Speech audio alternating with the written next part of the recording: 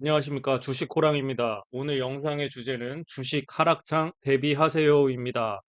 오늘 영상에서는 외인 기관은 하락장에서도 왜 수익이 가능한지도 간략히 말씀드리고자 합니다. 먼저 차트 보면서 말씀드리겠습니다. 현재 코스피 종합지수 차트입니다. 현재 3225, 2300선부터 쉼 없이 올라왔습니다. 이재명 정부 들어서 얘기하는 게 코스피 5000 시대를 열겠다입니다. 시청하시는 분들은 5000 시대가 갈 수 있다고 생각하십니까? 예, 저는 언젠가는 당연히 갈 수 있을 거라고 생각하는데 원웨이로 가는 것은 절대 불가능하다고 생각합니다. 국내 주식도 어떻게 보면 박스권이라는 말들이 있는데요. 이렇게 월 단위로 장기 추세를 보면 코스피도 우상향입니다. 지금 보시면 이게 1998년도인데요. 약 300 정도 되죠. 지금 3200이니까 뭐 한 11배 정도 올랐습니다. 그러면 어떤 투자자가 약 1998년도에 몰빵을 해서 현재까지 들고 있으면 코스피 지수 추종 상품을 들고 있으면 11배, 아이고 글씨가 되게 안 예쁘네요. 11배 벌 수 있습니다.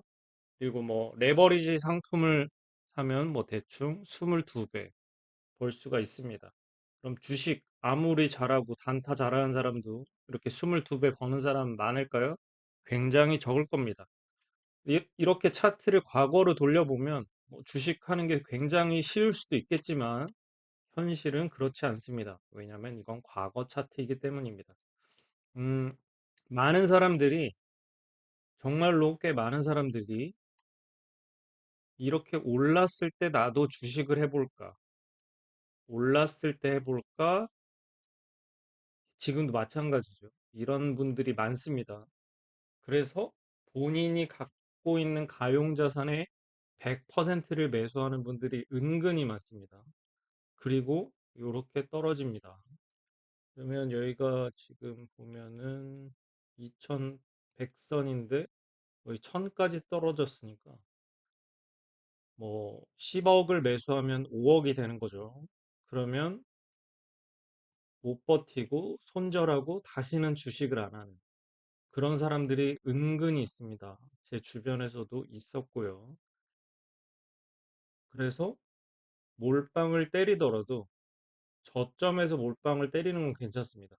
왜냐면 뭐 이런 데서 몰빵을 해서 이렇게 벌었으면 이렇게 잃어도 기분이 나빠도 버틸 수 있잖아요. 그래서 몰빵을 하더라도 언제 몰빵을 하느냐가 중요합니다. 그리고 몰빵하는 분들은 그러면 안 되겠지만 여기서도 몰빵, 여기서도 몰빵, 여기서도 몰빵 이렇게 해야 추세적으로 버는 거지. 예를 들어 여기서 몰빵했다가 손절하고 올라가네 하고서 여기서 몰빵하고 손절하고 이러면은 그냥 돈 다 잃는 거죠. 근데 생각보다 그런 분들이 많다입니다. 그래서 어떻게 투자할지 꼭 정하시고 투자하시기를 바라고. 그래서 아무튼 좀 다른 데로 영상의 주제가 같지만 아무튼 오늘 주제는 주식 하락장 대비하세요입니다. 음, 그래서 많은 분들께서 생각보다 뭐 무릎에서 사서 어깨 팔라고 했지만 이렇게 반대로 누워 있는 상태에서 매수해서 여기서 파는 분들이 은근히 많습니다. 제가 호랑이 매매 기법 원리 영상 1, 2, 3화에서 어떤 이런 검증을 많이 했습니다. 제 검색식에 검증되는 종목을 매년 초에 다 사서 1년 뒤에 팔았을 때를 하는 겁니다. 그래서 자세한 거는 과거 영상을 봐주시고요. 이게 13년 동안 했는데 매년 초에 사서 매년 말에 다 팔았을 때의 수익률 평균입니다. 보시면 2017년도에 2%를 잃고 22년도에 19%를 잃고 24년도에 20%를 잃습니다. 이 해에는 잃을 수 있죠. 근데 다른 해에 수익을 거두기 때문에 결국에 어떤 원리를 믿고 하면은 번다. 그런데 만약에 어떤 사람이 주식을 시작해서 10억을 투자해서 20%를 잃는다. 그럼 8억이 되는 겁니다. 버틸 수 있을까요? 주식 초보자가 처음 시작했는데.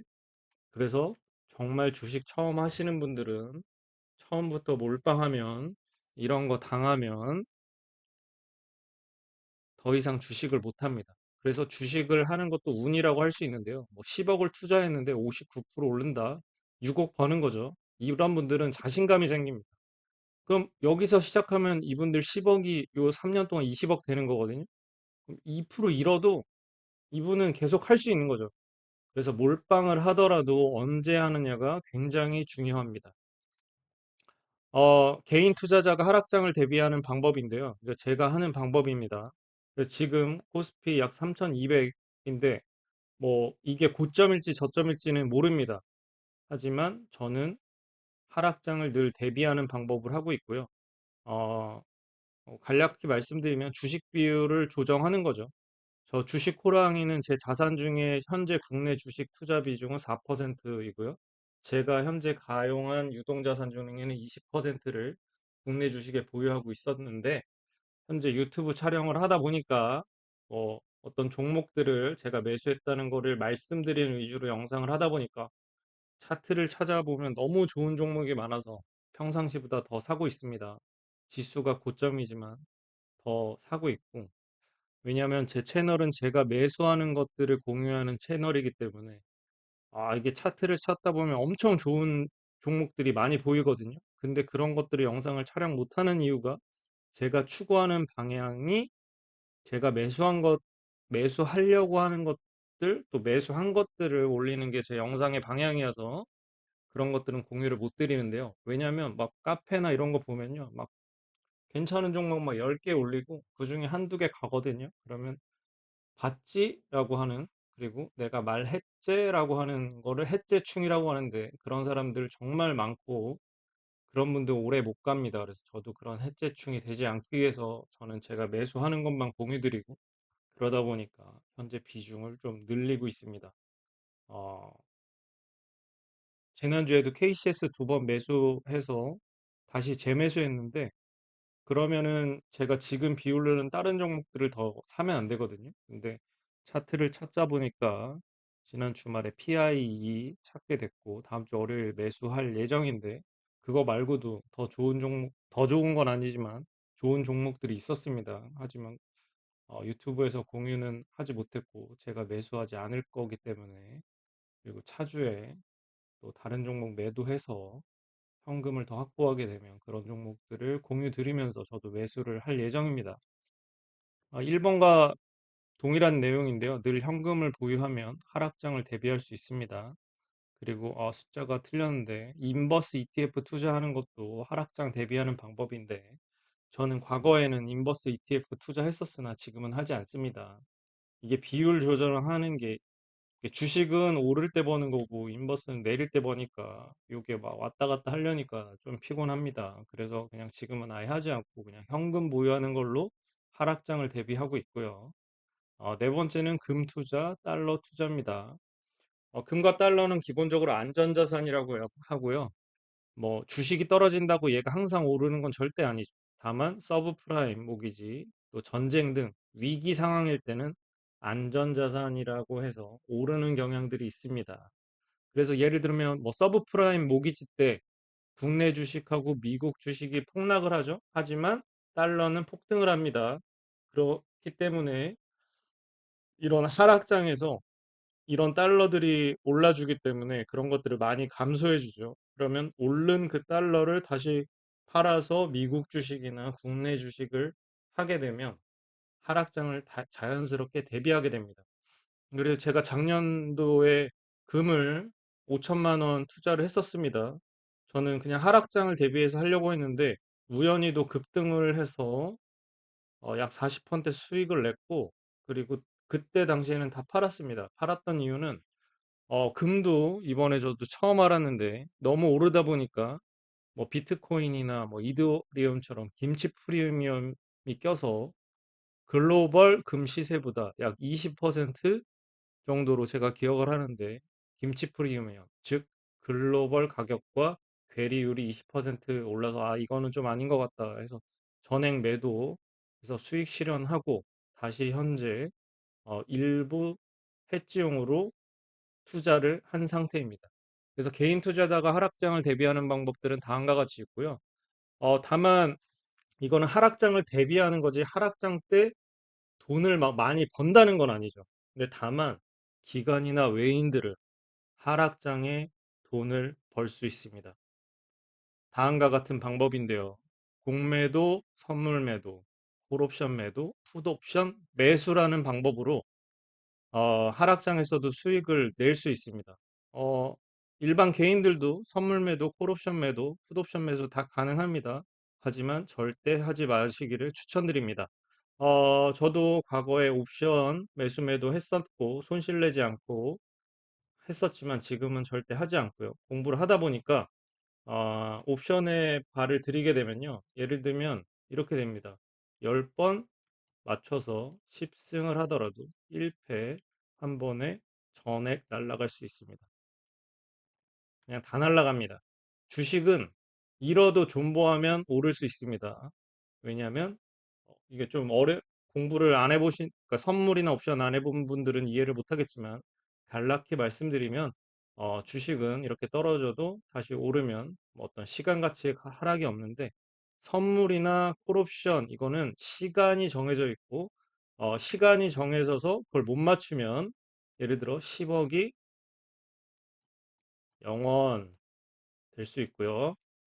잘못해서 특히 매도, 콜옵션이든 아무튼 풋옵션이든 매도는 손실이 0원이 되는 게 아니라 손실이 극대화까지 될 수가 있습니다. 그래서 절대 하지 마시고요. 다만 여기서 말씀드리고 싶은 건 기관 외인 투자자는 다음과 같은 방법으로 하락장에서 수익을 낼 수 있습니다. 그래서 기관이나 외인 투자자가는 꼭 지수가 오르는 것을 원하지 않습니다. 왜냐하면 박스권에서 가둬놔야 저런 전략들을 통해서 수익을 낼 수 있기 때문에 기관 외인 투자자가 5천 코스피 5천 가는 거 한 번에 가는 거 전 절대 바라지 않는다고 생각합니다. 음, 보시면 이게 선물 옵션 합성 그래프를 네이버에서 가져왔는데요. 이거 키움에서 가져왔을 겁니다. 제가 한때 이런 걸 공부를 많이 해서 키움 것과 똑같이 보이고요. 간략 키만 말씀드리겠습니다. 여기 보면은 선호 합성이라고 써 있는데요. 보시면은 선호 합성이 검은 그래프거든요. 그러면 지금 외국인은 2018년 5월 달에 이쪽 이게 선물이니까 선물이 여기가 0원 312.5보다 낮을 때 여기가 플러스니까 수익이 나는 조건으로 선업을 선물과 옵션을 합성을 해 놓은 겁니다. 그리고 개인은 이쪽 선물이 올라야 플러스가 되는 쪽으로 해 놓은 거고요. 합성을. 예를 들면 연기금도 오르는 쪽으로 선물 옵션을 합성했습니다. 근데 당시에 제가 공부를 할 때 대부분 외국인이 이깁니다. 대부분. 외국인이 원하는 방향으로 갑니다. 그러면 외국인은 지수가 떨어지면 잃을까요? 아닙니다. 선물 옵션 합성해서 이렇게 봅니다. 지금 검은색 그래프가 여기서 극단적으로 올라가죠. 떨어 선물을 떨어뜨리면 떨어질수록 외국인은 돈을 버는 겁니다. 다만 개인은 어떻게 해죠? 떨어지면 떨어질수록 손실이 극대화되게 선물 옵션 합성을 해놓은 게 이 개인입니다. 외국인이 이길까요? 개인이 이길까요?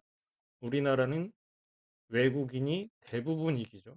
그래서 우리나라 지수는 오르지 못하는 겁니다. 왜냐하면 선물 옵션 합성으로 외국인과 뭐 기관들이 벌어야 되기 때문에 올려줄 이유가 없습니다. 뭐 기사에서는 뭐 공매도 때문에 못 오른다 이러는데 공매도는 하나의 그냥 정말 일부분일 뿐이고 더 큰 부분은 선물 옵션 합성입니다. 다음 페이지. 이거는 뭐 옵션 합성인데요. 이건 콜옵션, 풋옵션만 하는 겁니다. 옵션 합성도 보시면 외국인들은 떨어뜨려야 여기가 수익이 극대화되고요. 또한 여기도 보시면 여기가 플러스 구간이 있죠. 여기 극단적으로 올려도 플러스입니다. 그리고 합성을 하신 거 보면 여기가 0원이잖아요. 어떤 전 구간에서도 손실이 안 나게 합성을 하죠. 이게 머리가 좋은 거잖아요. 외국인들이. 다른 데 보면 마이너스 되는 부분이 되게 많습니다. 근데 외국인들은 합성을 뭐 기가 막히게 합니다. 다만 개인 지수가 떨어지면 그냥 손실이 극대화되게 합성을 해놓죠. 어떻게 보면 뭐 자기는 아무튼 올리고 싶은 거죠. 여기에 거는 거죠. 개인들은. 다만 외국인들은 수학적으로 전 구간에서 플러스를 만들어 놓습니다. 아까 다시 위로 가 보시면 다만은 선업에서는 그렇진 않죠. 선물과 합치면 외국인들은 지수를 떨어지는데 당시 걸었다. 그렇기 때문에 지수를 떨어뜨리려고, 그러니까 어떻게 보면 이거는 선물인데요. 선물을 떨어뜨리려고 분명히 2018년도에 했을 거고, 가끔 외국인이 질 때가 있습니다. 아무튼 여기서 말씀드리고 싶은 것은 외국인 기관은 결코 주식을 올라야 돈 버는 게 아니다. 그래서 5천 시대에 한 번에 절대 못 간다. 그래서 하락장을 대비해야 한다를 말씀드리고 싶습니다. 음, 요약을 하면 여기 말씀드린 것처럼 기관 외인 투자자는 다양한 방법, 선물 매도, 콜 옵션 매도, 풋 옵션 매수 방법으로 수익을 극대화하기 위해서 때문에 원웨이로 지수를 절대로 상승시킬 수 없습니다. 근데 미국 주식은 왜 국내 주식 대비 약한 조정 후 상승이 가능한가? 이건 제 주식 호랑이 내피셜인데요. 미국은 어떤 선물 매도, 콜옵션 매도, 풋옵션 매도 당연히 있습니다. 근데 그런 전략을 사용하기 어려울 정도로 전 세계 개인 기관이 어, 미국 주식 종목을 막대한 자금으로 매수를 하기 때문에 그냥 밀고 올라가는 거죠. 이건 제 내피셜입니다. 근데 맞을 겁니다. 왜냐하면 저도 미국 스파이 S&P 추종 지수를 사고 있고 대한민국의 저 주식 호랑이도 사고 대한민국에 뭐 한 1,000만 명 이상의 미국 주식을 갖고 있겠죠? 아닐 수도 있지만 전 세계 나라의 사람들이, 개인들이 미국 주식을 삽니다. 다만 한국 주식은 안 사죠. 그러니까 그 막대한 자금이 미국으로 흘러들기 때문에 어떤 기관, 세력들도 쉽게 선물 매도, 콜옵션 매도, 풋옵션 매수 전략으로 버는 것을 쉽게 할 수 없을 것이다. 그게 아무튼 최대 피셜이고요. 그래서 지금 이게 고점일지 아닐지는 지나봐야 알죠. 여기가 고점일지 아닐지는 지나봐야 알죠. 고점이었죠. 급락했습니다. 근데 사람들 이때 기사들이 나오죠. 아, 3천선을 넘었다. 사람들이 주식을 갑자기 시작합니다. 막 돈이 들어옵니다. 그러면 외국인들이 가만히 냅두질 않죠. 콜 옵션 매도, 풋 옵션 매수에 엄청나게 해 놓은 다음에 30%를 급락을 때립니다. 그러면 여기처럼 급락을 때리면 수익이 극대화되죠. 외국인들. 그렇기 때문에 우리나라 주식을 급락을 때리는 겁니다. 그리고 급락을 때리면서 기사들이 나오는데 이유를 막 갖다 붙입니다. 그 기사가 나와서 급락한 게 아닐 수 있습니다. 급락을 하기 위해서 먼저 선물 옵션을 합성을 해놓고 기사를 내는 거라고 저는 생각합니다. 결론은 이게 고점일지 저점일지 모르지만 늘 그런 걸 대비하시고 전략을 가지고 투자하시기를 바라겠습니다. 이상입니다.